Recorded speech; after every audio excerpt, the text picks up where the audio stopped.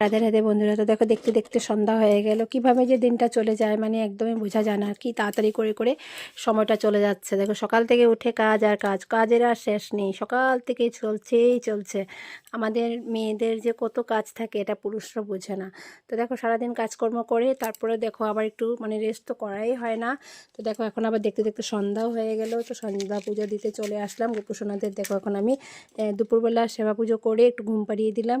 ঘুমের থেকে উঠে এবার গোপুসোনাদেরকে এবার আমি সন্ধ্যা পুজো দিচ্ছি। তারপরে তুলসী আরতি হবে, মা তুলসী প্রদক্ষিণ করব। তো তার আগে আমি দেখো একটু তিল তেলের প্রদীপ জ্বালাচ্ছি। তারপর গোপুসোনাদের ভোগ দেব। তো দেখো, তিল তেল জ্বালিয়ে প্রদীপ জ্বালিয়ে দিলাম তিল তেল দিয়ে। তো এখন আমি গোপুসোনার বিকালের ভোগ রেডি করে নিচ্ছি। তো গোপুসোনার আমি বিকালের ভোগ দিয়ে দিলাম। হরে কৃষ্ণা, রাধে রাধে, শুভ সন্ধ্যা। তো দেখো, এখন আমি গোপুসোনার সন্ধ্যা আরতি পুজো করছি।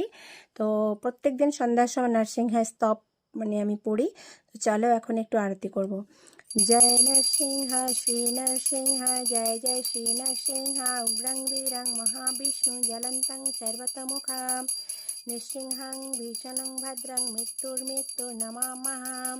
শ্রী নরসিংহা, জয় নরসিংহা, জয় জয় নরসিংহা, प्रह्लादेश जय पद्म मुख पद्म भृंगम, तव करकमलबड़े नखामद्भुतशृंगम, ललिता हिरण्यकशिपुतनुभृंग, केशवधृता नरहरिरूप, जय जगदीश हरे, जय जगदीश हरे, जय जगदीश हरे।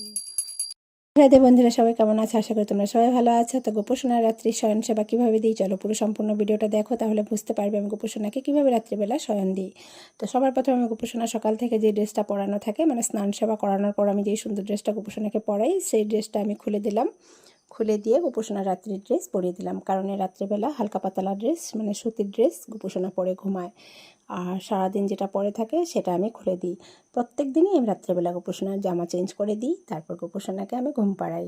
তো দেখো, আমি প্রথমে ড্রেসটাকে খুলে দিলাম, তারপর গোপুসোনার রাত্রের ড্রেস পরিয়ে দিলাম। এবার গোপুসোনাকে আমি একটা ছোটো টাওয়েল দিয়ে একটা মুখটা মুছিয়ে দিচ্ছি। এবার গোপুসোনাকে ঘুম পাড়াবো। বালিশটাকে একটু পরিষ্কার করে দিলাম, বিছানাটাকে একটু ঝেড়ে দিলাম। তারপর দুই সাইডে দুটা কুলবালিশ দিয়ে গোপুসোনাকে হালকা পাতলা একটা কম্বল দিয়ে দিলাম, কারণ এখন তো সেরকম গরম এখন গরম নেই, একটু ঠান্ডা পড়েছে, তার জন্য আমি একটা পাতলা কম্বল দিয়ে গোপুসোনাকে ঘুম পাড়িয়ে দিলাম। তো তোমরা তোমাদের গোপুসোনাকে ঠিক এভাবে ঘুম পাড়াও কিনা একটু জানিও। আর যদি ভালো লেগে থাকে অবশ্যই রাধে রাধে কমেন্ট করবে। আবার আসবো পরে।